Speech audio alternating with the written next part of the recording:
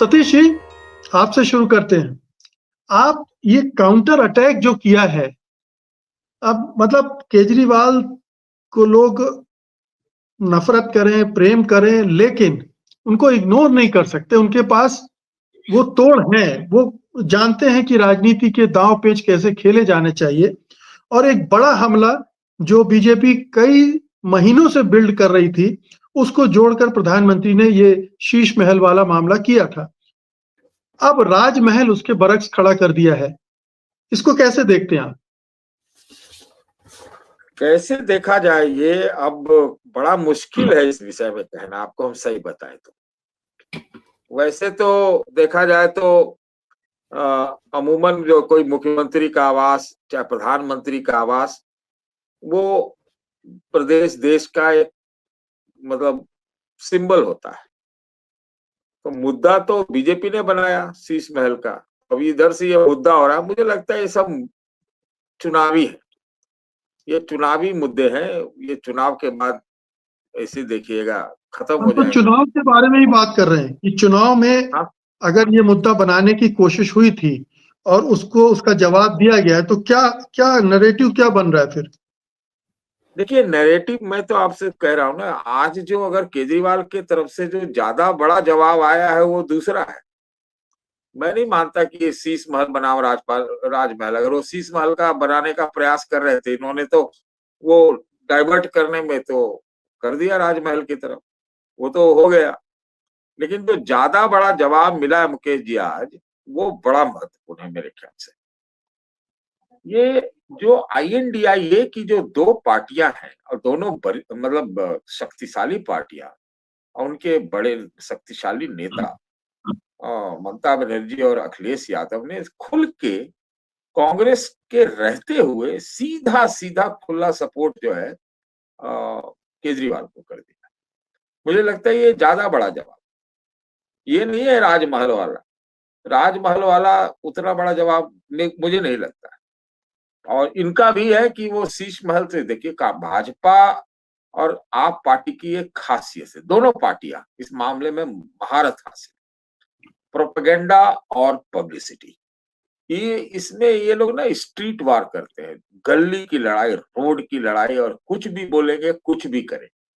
तो ये मैं इसको सिर्फ इतना दूर तक मानता हूं। लेकिन राजनीति के हिसाब से देखा जाए तो एक बहुत बड़ा शिफ्ट हमें दिखाई पड़ रहा है। कांग्रेस पार्टी मतलब वो भी शीश महल का बात कर रही थी, लेकिन वो आज अलग थलग है। तो ये हमको लगता है एक चेंज हमको दिखाई पड़ रहा है। और आप पब्लिसिटी में तो क्या कहिएगा। तो हमें तो एक क्वेश्चन मेरे दिमाग में आज बात आई कि भाजपा के लोग जो है ये उड़ा रहे थे कि केजरीवाल जी के शौचालय में सोने का कमोड है कि नहीं। तो सोने का कमोड देखा किसने भाई, ये समझ में नहीं आया। ये सोना का कमोड देखा किसने। तो ये आप समझ लीजिए कि इस प्रकार की प्रोपेगेंडा पब्लिसिटी चल रही है। अब तो क्या कहा जाए, अब तो ये है। लेकिन इतना तो जरूर है, मैं उन चीजों पे बात ना करके मैं दूसरे ढंग से कहता हूं कि ये अब चुनाव जो है पोलराइज तो हो ही गया है भाजपा और आम आदमी पार्टी के बीच में। कांग्रेस कुछ खड़ा होने का प्रयास शुरुआत में की थी, लेकिन उसके पार्टी वालों ने ही और उससे ज्यादा उनके सहयोगियों ने उनको और किनारे कर दिया। तो जो दलित भाइयों का या मुस्लिम भाइयों का जो वोट था, हो सकता था कि कांग्रेस की तरफ शिफ्ट करती, वो शायद अब नहीं हो पाएगा। तो लड़ाई तो बड़ा मतलब जबरदस्त हो गई। और ये भी मानिए कि जो बंगले की बात है, शीश महल की बात है, तो केजरीवाल के जो लाभार्थी हैं अपने, उनके दिलों में, उनके घरों में केजरीवाल का कितना बड़ा बंगला बना हुआ है एक, और दूसरी तरफ से भाजपा कितना शिद्दत और आक्रामकता से चुनाव लड़ती है, इस पर बहुत कुछ अब आके निर्भर हो गया, पोलराइज्ड है। इसमें तीसरी पार्टी जो पुरानी पार्टी थी, जो 15 साल लगातार राज की, उसकी प्रविष्टि ही जो है बॉर्डर पर रुक गई, ऐसा मुझे लगता है। तो मैं उसमें दोनों में कोई टिप्पणी ज्यादा नहीं करूंगा। वो दिखाएंगे जी, शीश महल, अब भाजपा वाले कैसे दिखाएंगे राजमहल, मुझे नहीं समझ में आ रहा है।